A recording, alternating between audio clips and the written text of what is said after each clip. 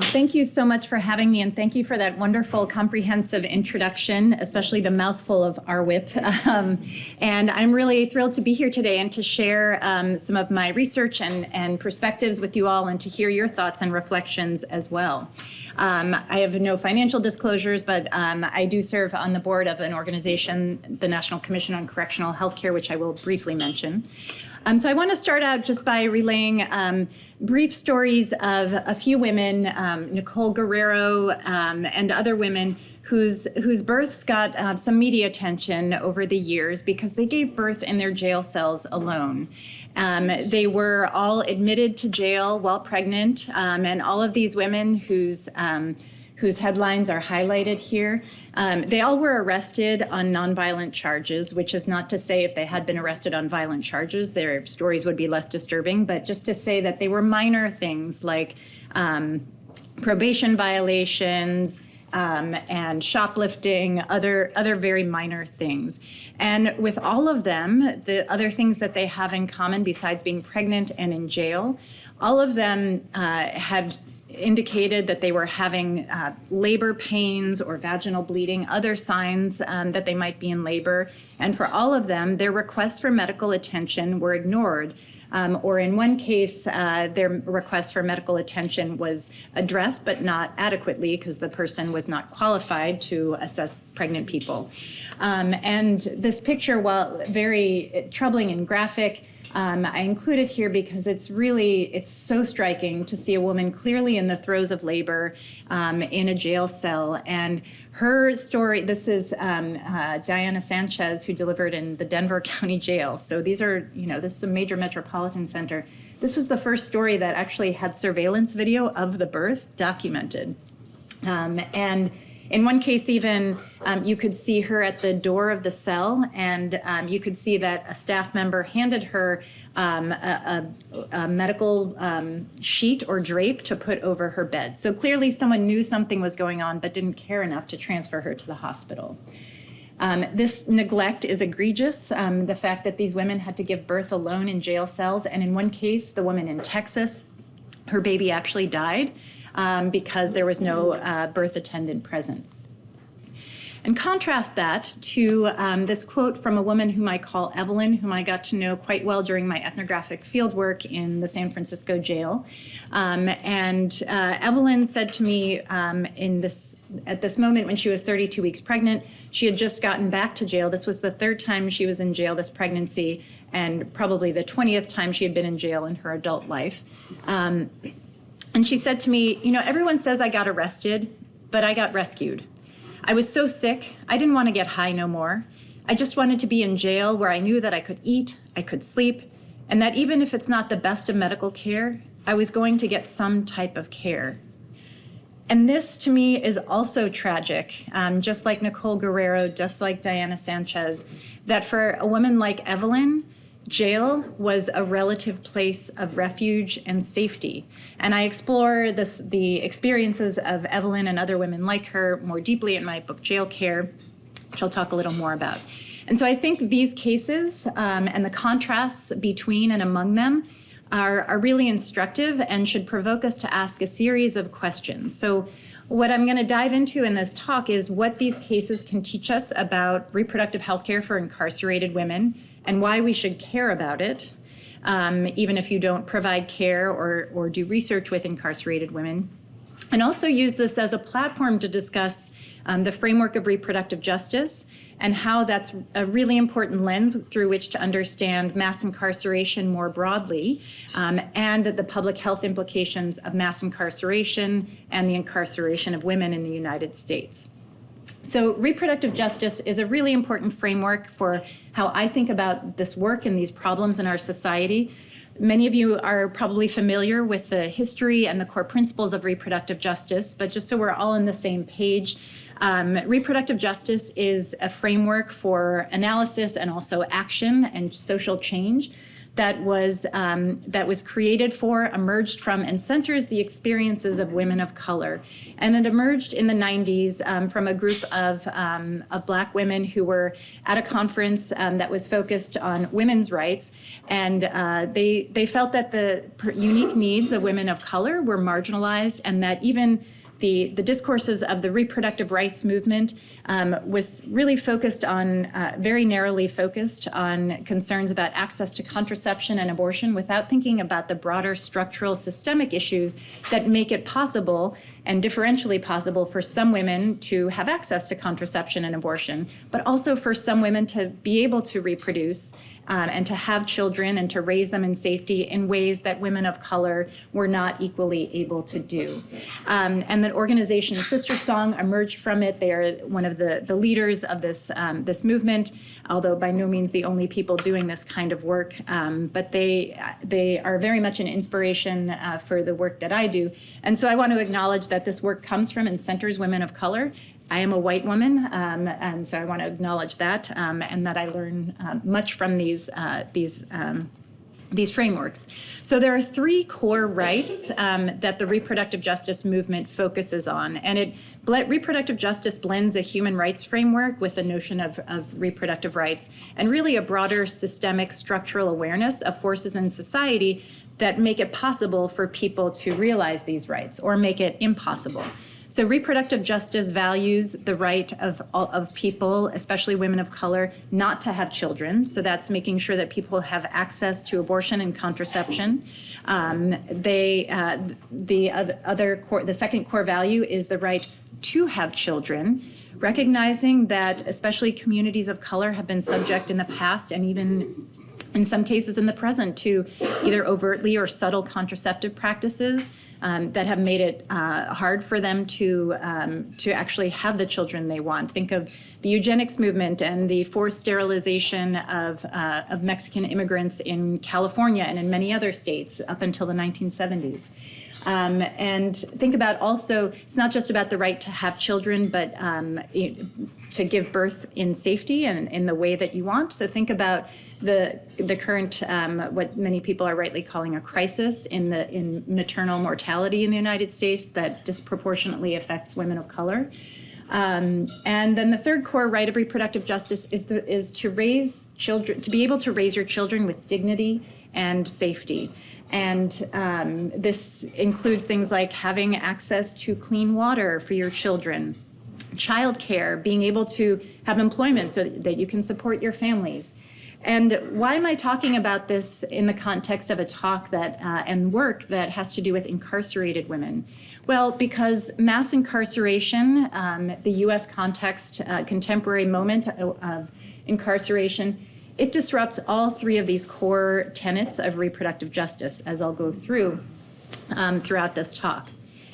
So now just thinking about who are incarcerated women. Of course, every individual is her own person, but we can note some trends about incarceration. So female incarceration rates in the U.S. continue to rise. And it's really striking to note this when you look at it graphically over the years. Since 1980, this is representation of women who are incarcerated in the U.S. The black box at the bottom of each bar is federal prison, the blue is state prisons, and the orange is county jails. And you can see an exponential rise since the 80s in the number of women who are incarcerated. What is also notable is that overall in the U.S., people have talked about the last 5 to 6 years that criminal justice system reform efforts are finally paying off. We're seeing a decline in the number of people who are incarcerated. But when people say that, what they mean when they say people is men. Because if you break it down by sex, and these numbers come from the Department of Justice, you see that overall, the rate of female incarceration continues to rise. So overall from 2016 to 2017, there was a nearly 3% increase in the number of women incarcerated, and while for men it went down. And when we look at county jails over a 12-year time period from 2005 to 2017, we see a 10% increase for women and a 12% drop for men.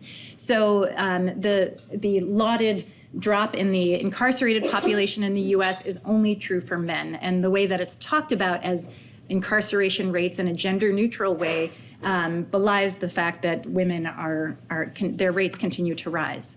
So those are the rates and the rate of increase. How many women are we talking about here? Well, it's hard to get a single number count because the number of people who are incarcerated changes on a daily basis. People come into prison and jail, people get released. But the statistics that are collected by the Bureau of Justice Statistics, which is a branch of the Department of Justice, they collect every year. They're congressionally mandated to collect the population numbers. And so they do it on December 31st every year for prisons and June 30th for jails. So you can compare from year to year. And so for 2017, the combined number of adult females in prisons and jails and then adolescent females who are in juvenile detention centers was about 231,000. 231,000, which certainly is a smaller proportion of the overall 2.2 million people who are incarcerated in the US, but that is still a substantial number of females. In addition, when you think about the number of people who interface or the number of times there are interfaces with the criminal justice system, think about the number of arrests and admissions to jails, and I'll talk a little bit about the difference between prisons and jails in a moment. But the FBI reported that there were over 1.7 million female admissions to jails in that was 2019.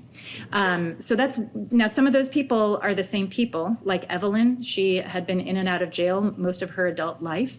But 1.7 million times that females are coming into jails in the US in 1 year. So jails, I've already talked a little bit about jails versus prisons, and they're very different, especially when we think about the health and reproductive health implications. And I'm going to ask you if anyone in the audience knows, and I want to put this out with a disclaimer that until I started working in a jail as providing health care, I really had no idea what the difference was. So if you don't know, that is okay.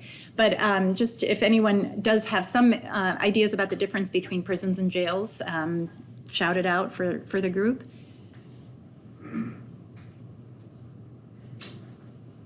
Yeah.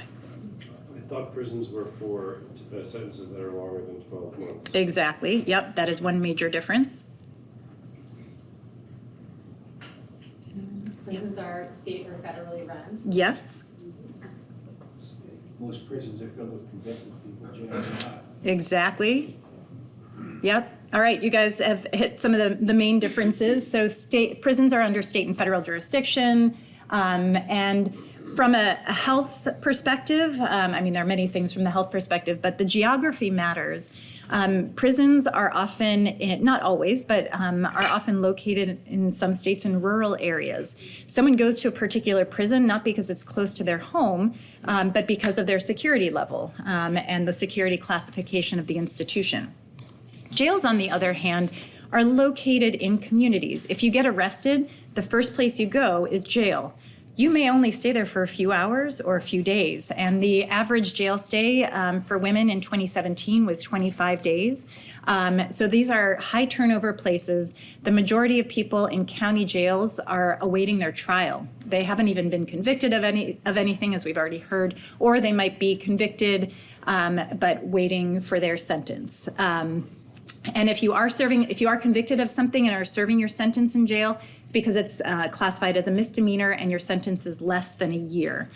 Jails, like I said, are located in communities. People are going in and out. And that means that the healthcare people receive or don't receive in jail has implications for those people and for communities and the community healthcare system. So we should really be thinking of jails and prisons, but particularly jails, as not isolated from communities. This is part of the fabric of our society and the institutions.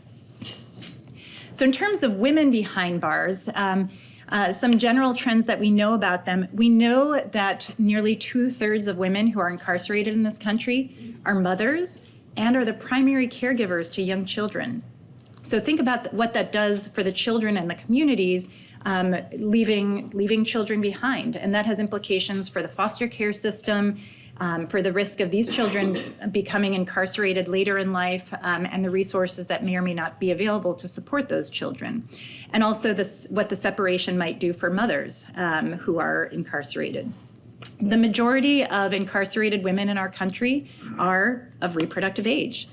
So this has important implications for the reproductive health care that they need while they're sexual and reproductive health care they need while behind bars. 70% of women who are arrested for property, drug, or minor charges. And again, this is not to diminish or to vilify the women who are arrested for violent charges. Everyone deserves health care, but it should speak to the reasons why women are involved in the criminal legal system. And many of the reasons that they're enmeshed in the criminal legal system have more to do with things that we might consider social and structural determinants of health than for them being, serious criminals or having major violations of laws. Women, too, have been disproportionately affected by the so-called war on drugs, in that we've seen a 700 to 800% increase in the rates of incarceration of women, and much more so than the incarceration rates of men over the last 40 years, correlated with increasing draconian drug enforcement policies and longer prison sentences for drug-related charges. These have disproportionately impacted women. In addition, many women are incarcerated for crimes that they've been conscripted to be part of as a result of being involved in abusive relationships and other violent and traumatic experiences for them. And we could spend an entire semester, years, decades talking about the systemic racism that is part of our system of incarceration. And this is true for women as well. And Black women are incarcerated at twice the rate of white women. That disproportionality reflects centuries of systemic racism and white supremacy in our system that have translated through Jim Crow and our system of mass incarceration. Many of you might have read Michelle Alexander's work, The New Jim Crow. This is, there are many other works too, but it is a cogent and clear analysis of these historical legacies that we see represented. And I can tell you, as a healthcare provider in the San Francisco jail, you could see this every day represented in just the color of the skin of the patients I took care of. 2/3 of the women at the San Francisco jail were Black women. And San Francisco is a city that is 6% African American. So it's really quite astounding, even in a city, it doesn't mean even in a city like San Francisco, it's everywhere. So when it comes to sexual and reproductive health care conditions and issues, we know that incarcerated women have a high prevalence of sexually transmitted infections, of mental illness and prior trauma, higher than non-incarcerated women and higher than incarcerated men. And so from available evidence, rates of chlamydia are as high as 14% among women entering jails and prisons, so substantially higher than men or incarcerated men or non-incarcerated women. I also want to draw your attention to the mental health and trauma issues. And up to 90%, one study reported up to 90% of women have a history of prior sexual, physical, or emotional victimization. And I can say this is very true and consistent with my experiences as a healthcare provider. They also have a very high prevalence of mental illness and substance use disorder. And oftentimes these conditions and that they go untreated and unrecognized or undertreated are the very reasons why they are incarcerated in the first place. And so for Evelyn, for instance, she was sexually abused as a child by her father and an uncle. She did not get the mental health care and support that she needed. And she had behavioral issues, anger issues as a result of her not being able to work through what happened to her. That soon led to drug use, that led to drug exchanging or selling drugs, exchanging sex for drugs and other resources as well. And, when she turned 18, she stopped going in and out of group homes and juvenile facilities and started going into jails and prisons. And much of it could be traced to her untreated consequences of her prior abuse. So backing up to a little bit about the broader context of mass incarceration in the United States, we have in this country the largest and most expensive prison system in the world. And this is reflected in so many different ways. We can look at incarceration rates per 100,000 people, and we have hands down the highest incarceration rate of any country in the world. And we incarcerate more people than a country that's as populous as China. So their population is about 1.3 billion. They have about 1.5 million people who are incarcerated, whereas our population is about 314 million people, and we incarcerate 2.2 million people every year. So even just by absolute numbers, not even proportions. There are many things that characterize it. I think 4 of the key points are that it costs a lot of money and that there are actually companies that profit off of incarceration. It also, I talked about the systemic racism that's embedded in how we even got here to the system. High recidivism rates, meaning that when someone gets released from jail or prison, the chances that they will be back are extremely high. And if you believe, which many people doubt, but if you believe that the purpose of incarceration is to help rehabilitate people so that they don't come back, the system is a radical failure. And of course, it's mass proportion and its disproportionate effect on communities of color. So there are 2.2 million adults behind bars on any given day, and in 1979, that was about 500,000. So what about in New Jersey? Well, this is what I could find through publicly available information from the Department of Corrections. So last year, the estimated number of women, and again, they do one-day counts, there were 609 women in the prison system. That represents 4.5% of the overall prison populations. This is state prison, this is not federal. 64% of them are younger than 45 years old, so a little bit lower of a proportion than on a national scale. 46% of the women in prison in the state prison system were identified as Black women, and that's discordant with the 15% proportion of the overall New Jersey population. And then for Mercer County, I could find very limited information at all. All I could find is that the jail system in this county has a capacity to house 871 people, but they do not make their other statistics publicly available. So thinking about healthcare for incarcerated people, there are a lot of different perspectives and frameworks through which to understand it. One is a public health perspective, and thinking about what is their health status like pre-incarceration. Well, many of these people have lives that are characterized by homelessness, unemployment, food insecurity, and they're medically underserved, meaning they have limited access to health care services and insurance. And so they often come into jail or prison with tremendous health care needs. They have, I already reviewed some of the sexual and reproductive health conditions for females coming in. And so when they become incarcerated, there's a potential opportunity, and I have that in quotes for a reason, but there is a moment where they are interfacing with a healthcare system that is embedded within the prison or jail. It is a moment where, for many women, this might be a time when they are first diagnosed with a pregnancy. And I can tell you as a healthcare provider, even in an urban jail like San Francisco, many of my patients first learned of a pregnancy when they came to jail. It's also a moment to discuss preventative health care, and for reproductive health care, that includes family planning, whether it's preconception counseling or contraception. But there's also thinking of prisons and jails as health hazards themselves, as is the case for these women who have given birth in their jail cells.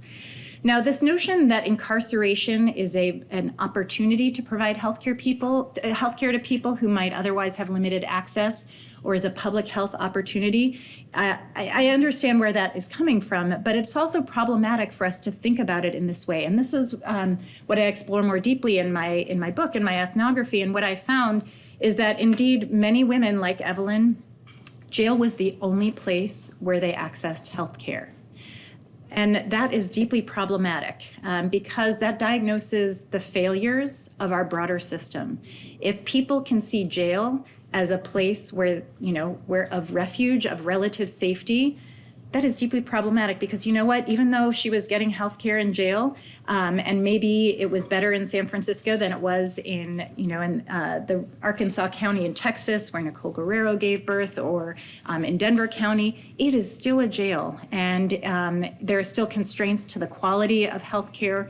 It should not be that someone sees jail as their healthcare provider, because ultimately they are places of punishment. So we should not see jails and prisons as opportunistic spaces. That being said, there is still a responsibility, both a moral, legal, and ethical one, to provide health care to people while they are inside, but they should not be seen as as opportunities to fill in the holes, the failures of our society. There's also thinking about what happens when they get released, and unfortunately, in most cases, when they get rearrested. Well, the continuity of care is so important and is also another point of failure in so many systems. People may get really good health care when they're behind bars. Many do not, but they may get really good health care. But especially when you're talking about jail, people often get released without any advance warning. They have a court appearance, their charges are dropped, they get out. But if that person is on a medication, if they've been started on a medication like treatment for opioid use disorder or HIV medications or insulin, how do you ensure that they have the appropriate follow-up in the community and access to medications, life-saving medications in many cases? We also know that the time immediately after release from prison is a very high-risk time for death. And one study out of the state of Washington found that within the 2 weeks of getting released from their state prison system, people had nearly 13 times greater odds of death within those 2 weeks when compared to community-matched controls. And the most common causes of death were drug overdose, suicide, homicide, and cardiac arrest that may have been related to other drug use as well. And so whatever failures happen in that transition from release to reentering the community, those also perpetuate disparities within our communities. So there's also an important legal context to healthcare for incarcerated people. And I had no idea about this until I was a couple of months in to providing healthcare in a jail. But incarcerated people are the only people in our country who have a constitutional right to healthcare. Yeah, let that sink in for a moment. So they come in, they're arrested, they're charged, they're incarcerated. They are stripped of most of their rights, but they gain this right that nobody has as a constitutional right in the community. So there are tremendous paradoxes there. And this comes from a case in 1976 that made it to the Supreme Court, where a prisoner alleged that he did not get adequate health care for an injury that he sustained while doing labor on the prison farm in Texas, where he was incarcerated. The Supreme Court actually found that in his case, he did get adequate care, but they used this case as a platform to declare that the deliberate indifference to the serious medical needs of prisoners is cruel and unusual punishment. And this is a direct quote from the majority opinion by Justice Marshall. And so this changed everything in terms of the requirement for prisons and jails to provide health care. But this is Supreme Court language: deliberate indifference, serious medical needs. There is no definition of what deliberate indifference is and what counts as a serious medical need. So that has led to decades of trying to define that, trying to ignore it, trying to justify what should or should not happen. And so then how do healthcare services get delivered for incarcerated people? Well, there is no mandatory standardization. There's no mandatory set of standards that prisons and jails have to follow. And there are two accreditation programs. One is the National Commission on Correctional Healthcare. The American Correctional Association also will accredit healthcare services in prisons and jails. And to get accredited, you do have to follow a set of standards that these organizations publish. And I don't know ACA's process. I know with NCCHC, we have a very rigorous process. They get revised every 2 to 3 years. But it's completely voluntary, and only about a third of institutions in the US are accredited. There's also, if there's no standardization, there's no mandatory system of oversight or accountability. It's highly variable what services are routinely available on site at a prison and jail, what might be available if someone requests it. it's just highly variable. There are some services someone might be transported off-site, like for methadone. Some jails and prisons are just not set up to provide treatment on site, so people get taken off-site every day to get methadone. Some prisons and jails are set up for that. There are many prisons and jails that require people to pay to see a physician or a nurse practitioner or PA while they're in custody. It's what we might think of as, or what might be called a nominal fee, $3, $5. But if you are already poor, and if you might be employed if you're in prison, but you might make pennies a day. So these are already people who have limited ability to pay, and yet they might still be required to pay.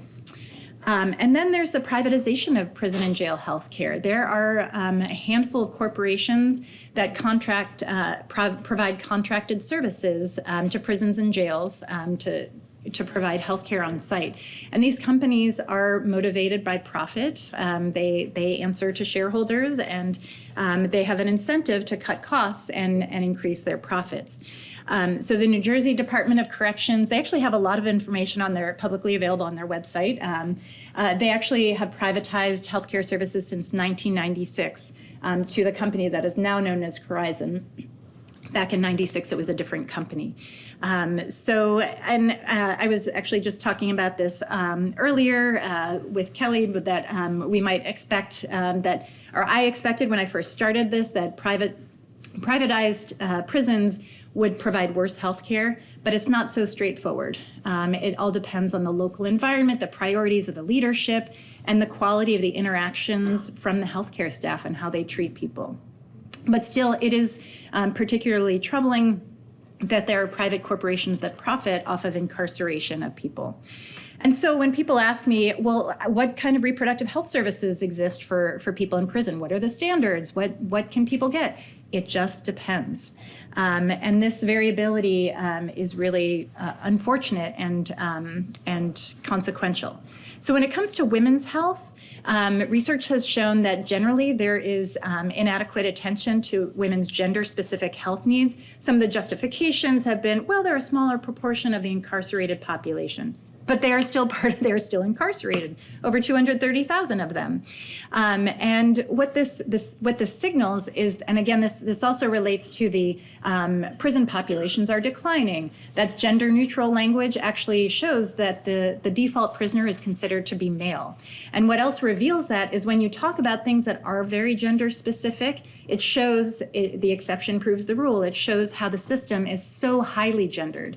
So talking about shackling pregnant people in labor, why would that be something you would even consider to be okay? Well, the rules were set up with men in mind, and not thinking that a pregnant person would be in prison. And so laws have to be passed so that this practice doesn't happen for them. Menstrual hygiene products shouldn't be a complex issue, but they are. In many prisons and jails, women do not have adequate access to menstrual products. And so they reuse products, which is an infectious risk, or they just bleed through their clothes, which of course is problematic on so many levels. Yet these things don't get discussed very much, and they reveal again that males are considered the rules are made with men in mind. So now thinking about pregnancy, which is a gendered process. So how common are pregnancy and childbirth in custody? Well, the data that previously existed up until last year were from reports of questionable methodology from decades ago that would get reproduced in publications and reports and talks by people like me even. But these are very outdated and not systematic in any way.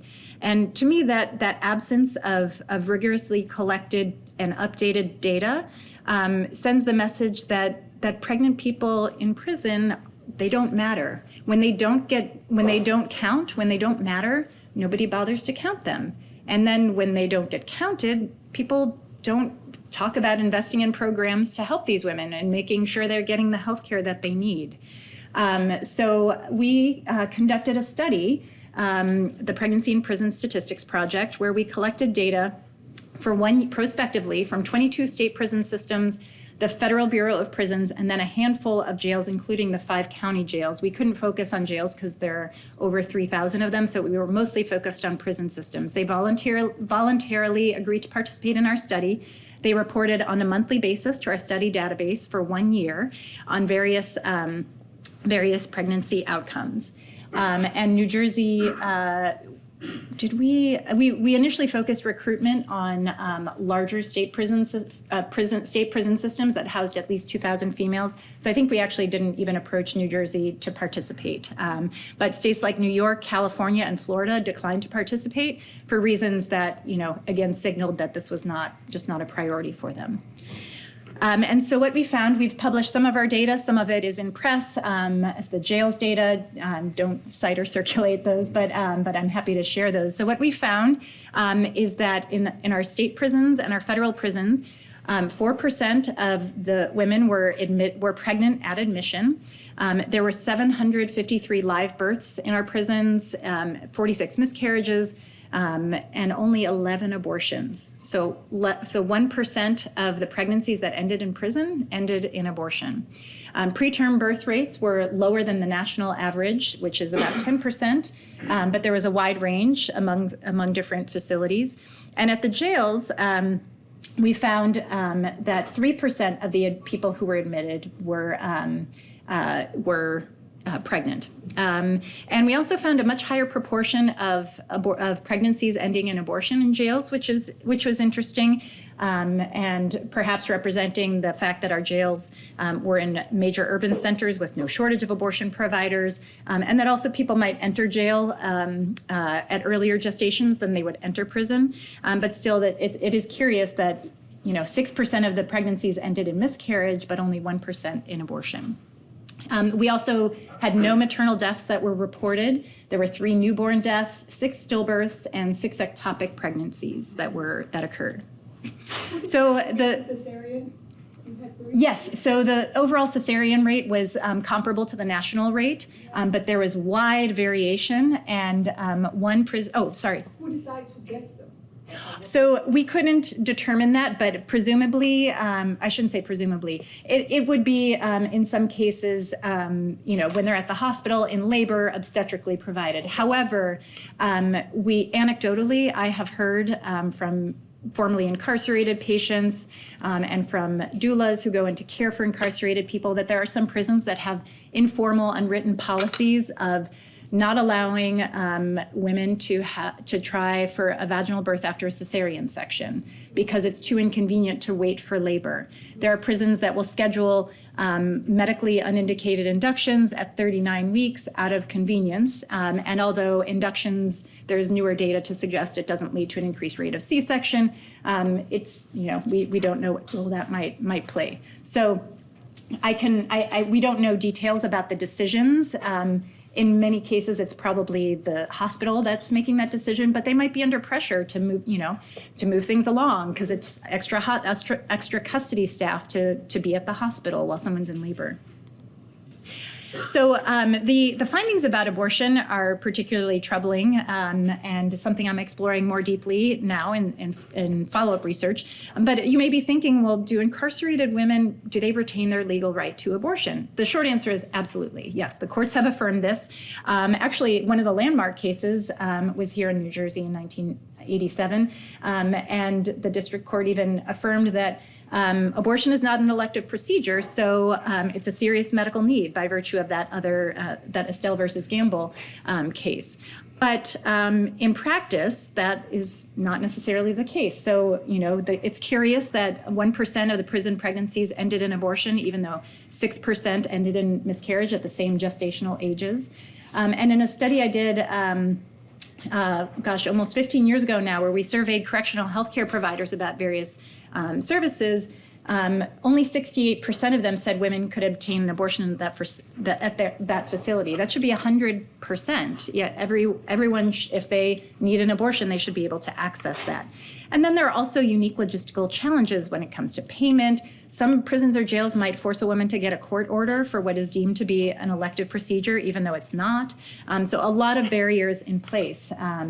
And then you have also the attitude of some prison and jail administrators, like Sheriff Joe Arpaio, when he was sued for denying women access to abortion, that just trivializes abortion and punishes women for with their pregnancy for being incarcerated and being forced to carry an unwanted pregnancy.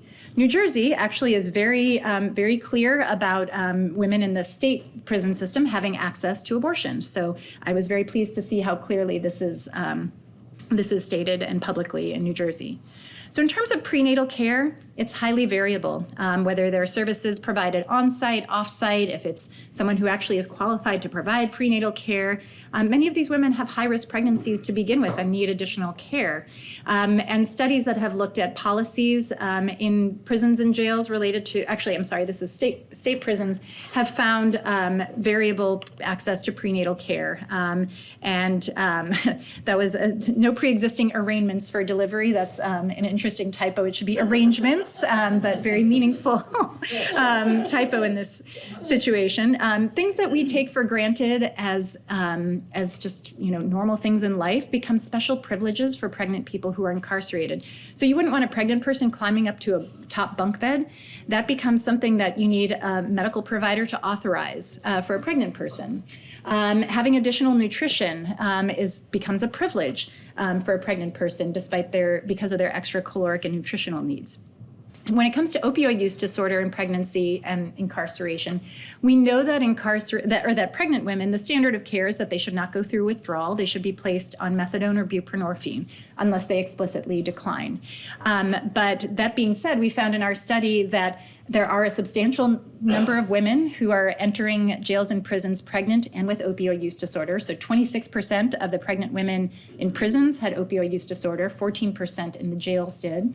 And although our prisons, who perhaps if they chose to be in the study, maybe they have better care systems in place for incarcerated pregnant people. So most of them would continue methadone or buprenorphine if someone was on it pre-incarceration.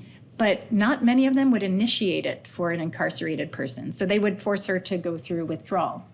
And I think what is also deeply troubling is the fact that even if a prison or jail provides a pregnant person with medication treatment, as soon as the pregnancy ends, as soon as there is no longer a fetus to care about, she is forced to go through withdrawal. Her medication is not treated. Her treatment is not continued. So I mentioned briefly the issue of restraints in pregnant women and shackling and other things that might be unique to this setting. If a pregnant woman like Diana Sanchez or Nicole Guerrero, if she has contractions or bleeding or her water breaks, she can't just go to a hospital or a birthing center or call her healthcare provider. She relies on custody officers and then jail and prison healthcare staff as the gatekeepers. So custody officers are by default triaging her medical complaints, and they are not trained, and they should always refer to the medical staff. But even medical staff are not always trained in caring for pregnant people. If people give birth while they're in custody, it should be in a hospital, but they're often not allowed to have visitors with them, and because they're still incarcerated. So the same visiting policies would apply to them. Research has shown that doula support for incarcerated people can enhance their experiences and make them feel supported, not surprisingly, but those programs are few and far between. The issue of restraining a pregnant person is something that should not be controversial in my mind because the medical risks are so obvious, not to mention the ethical and human rights dimensions of it. But from the incarceration facility perspective, they see it as a safety and security issue, that anytime you go off-site with an incarcerated person, they pose a threat to public safety. Therefore, they should be restrained, despite the common sense that a pregnant person is unlikely to be able to run off in between contractions. So even if they didn't care about the medical risks, there's just the obvious other perspective. So despite all major healthcare professional organizations condemn the use of restraints on pregnant people, and yet there are only 29 states that have laws prohibiting shackling in labor. New Jersey does not have a law. Now, their policy is very clear for the state prison system that incarcerated people should pregnant people should not be restrained. However, this only applies to people in state custody. It wouldn't apply to people in jail.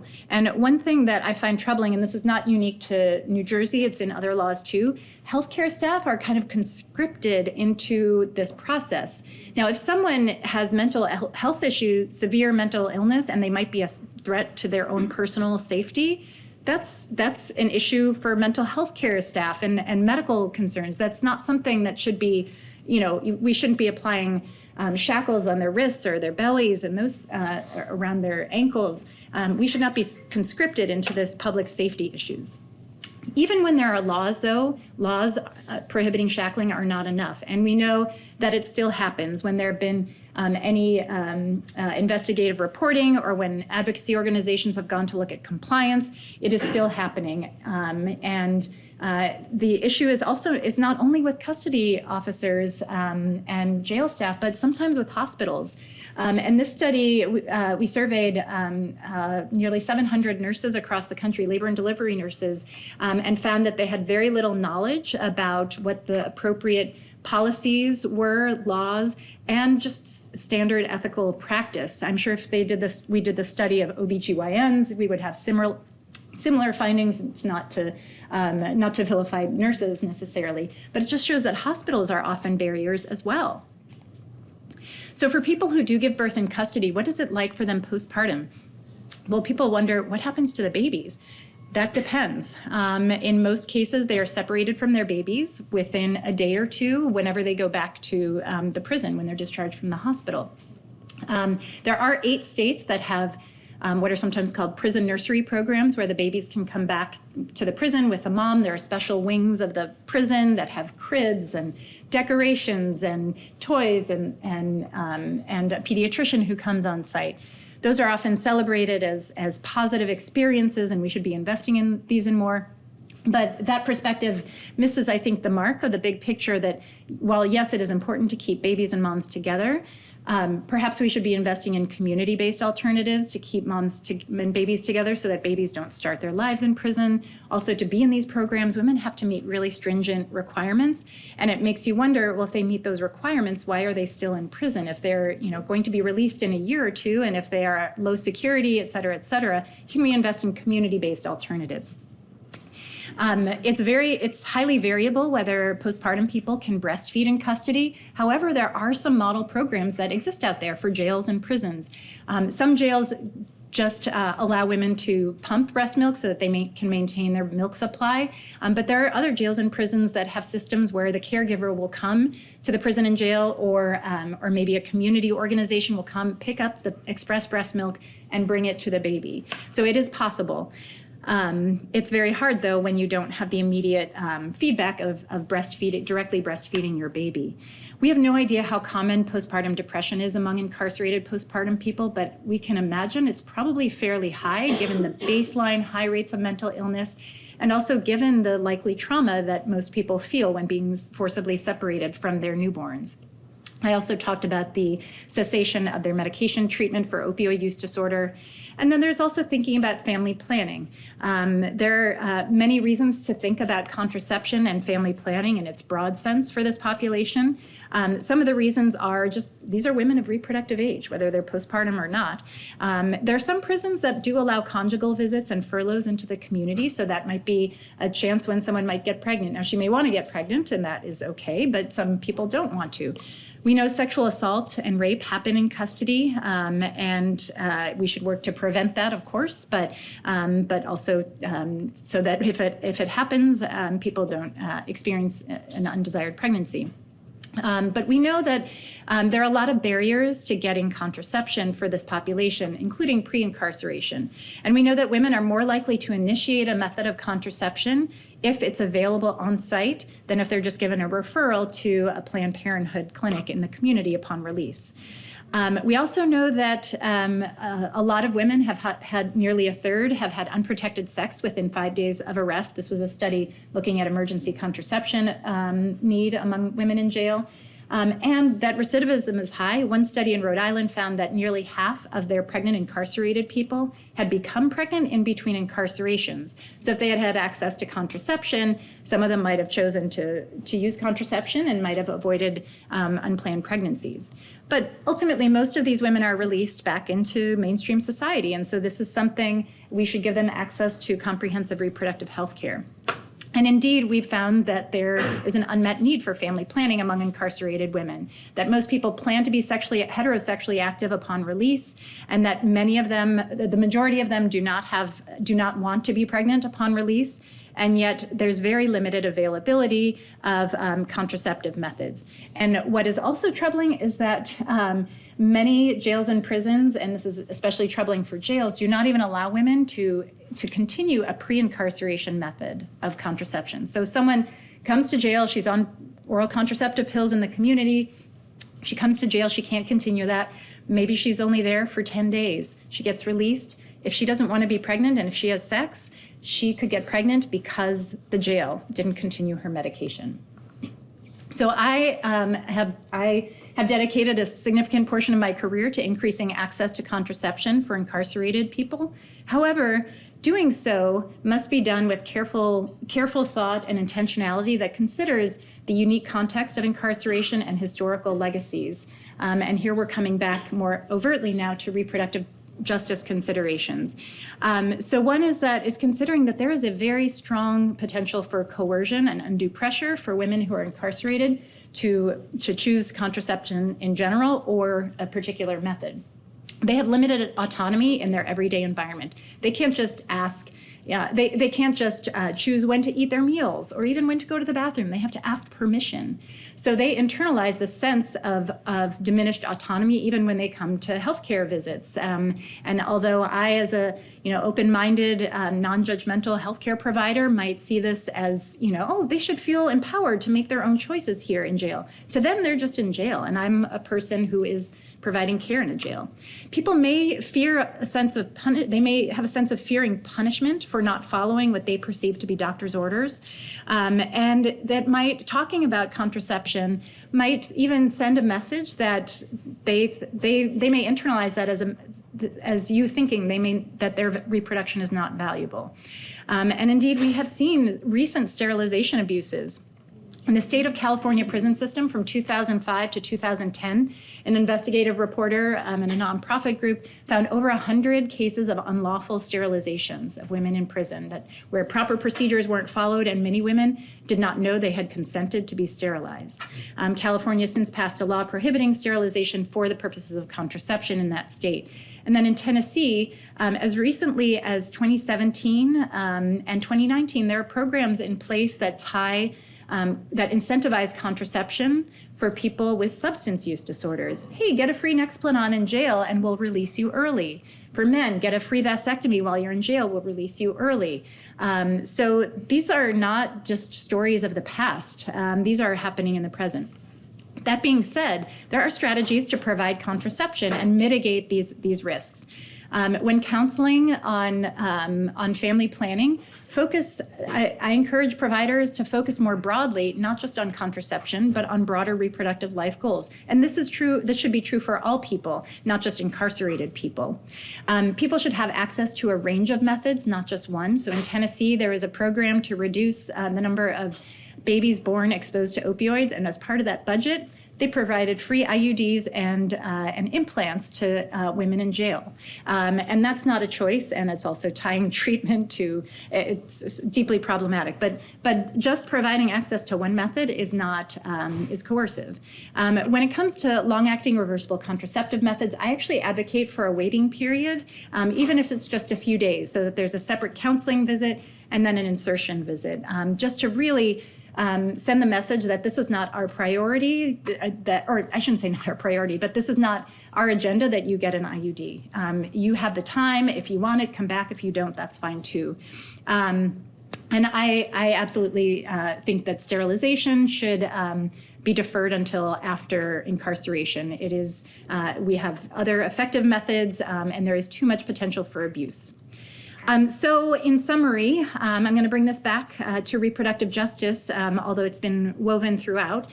Mass incarceration and the way that our current prison and jail system operates, it violates all three of these core tenets of reproductive justice. It infringes on people's rights not to have children by limiting abortion and contraception access, limits their right to have children by coercively sterilizing or preferentially giving them access to LARCs.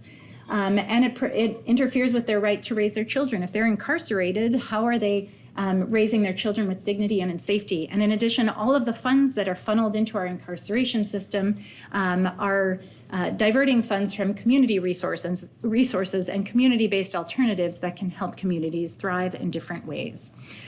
So with that, I'm just going to leave some of these final reflections up here, and I would love to hear your thoughts and comments and experiences if any of you have worked in this area as well. Thank you very much.